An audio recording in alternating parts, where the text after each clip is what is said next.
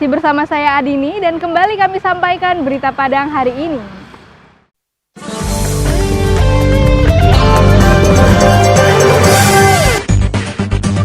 Kantor Urusan Agama Kota Tangah Kota Padang meminta kepada calon pengantin yang akan menikah agar melakukan pendaftaran secara online.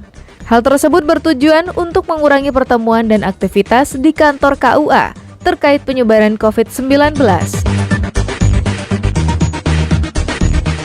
Satuan Reserse dan Narkoba Polres Kota Pariaman menangkap seorang tenaga honorer di instansi pendidikan Provinsi Sumatera Barat karena diduga sebagai pengedar narkoba. Saat ditangkap, polisi mengamankan barang bukti 90 butir ekstasi dan 5 gram sabu dari tangan tersangka.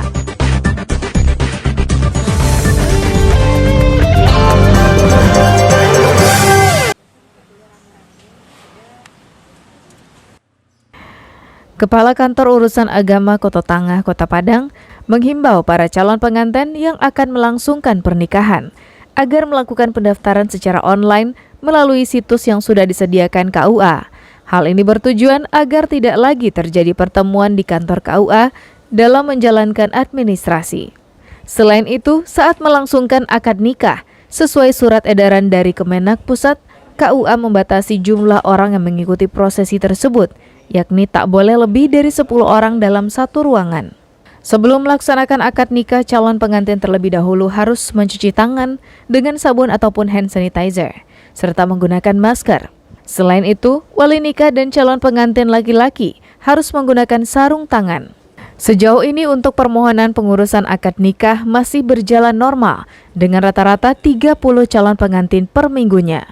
Namun sejak mewabahnya COVID-19, banyak pengantin yang menunda resepsi pernikahan mereka hingga situasi kembali normal. Ingin menunda dari resepsinya ada, ya. Membatalkan belum kayaknya. Tadi pagi kami ditelepon bahwa dia sudah merencanakan di pesta di salah satu gedung di sini, tapi karena meresponi kebijakan pemerintah, maka ditunda pestanya. Tapi pernikahannya tidak ditunda. Allah, karena wabah ini, corona ini memang mungkin ada dua kemungkinan, dibatalkan atau diundur. Ditunda insya Allah. Ditunda. Itu berapa lama? Belum tahu, tergantung keadaan nanti bang. Menunda acara resepsi pernikahan juga sesuai surat edaran Kapolri yang melarang warga menggelar acara keramaian atau resepsi pernikahan. Dari Padang, Robiham melaporkan.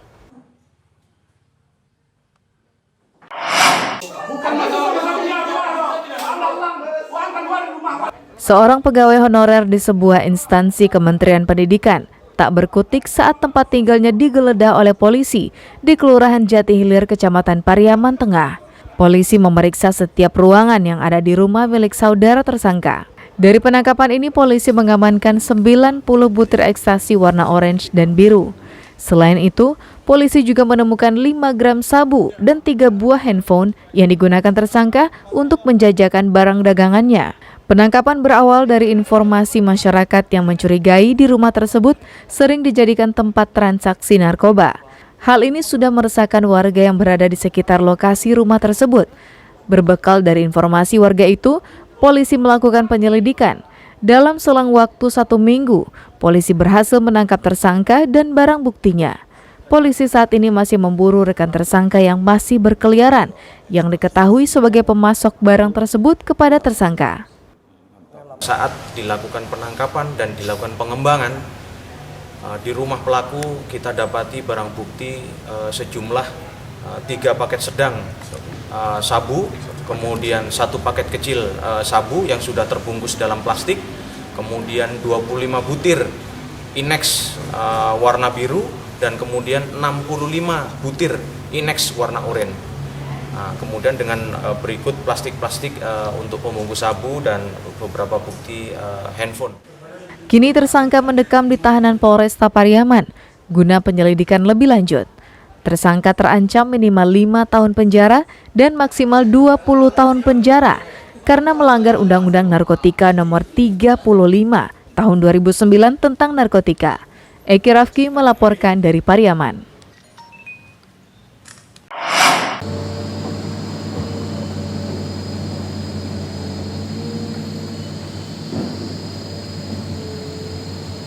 Beginilah kondisi jalan daerah terisolir 3 Nagari di Kecamatan Tanjung Gadang, Kabupaten Sijunjung.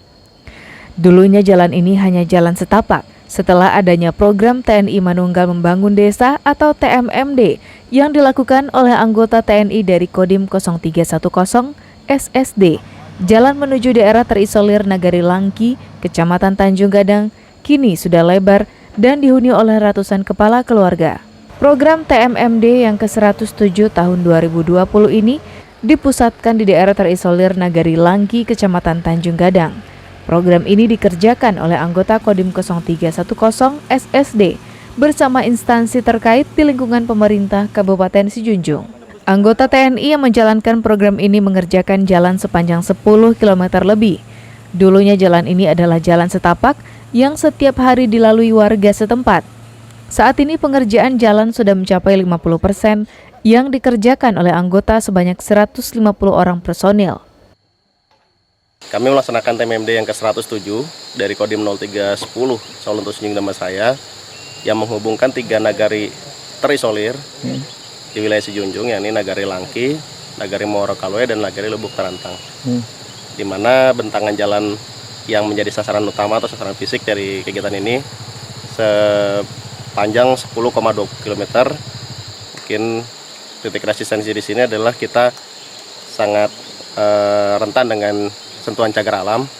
Oleh karena itu kita selalu didampingi oleh BKSDA Provinsi. Alhamdulillah dengan adanya kegiatan TMD ini, jalan udah jadi 2 pintu. Kita udah bisa keluar ke Lubuk Terantang atau Sungai Lanset.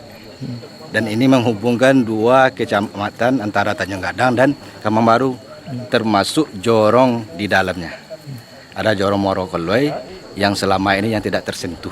Baru udah merasa masyarakat itu terasa bahagia gitu. Biasa dia bawa hasil panennya dijujung, digendong hasil panennya kan, kayak padi, pinang, karet. Nah, sekarang alhamdulillah mereka udah mulai naik motor. Dengan dibukanya jalan baru ini diharapkan mempermudah akses transportasi warga yang pada gilirannya bisa mengangkat perekonomian masyarakat setempat. Eko Pangestu melaporkan dari Sijunjung.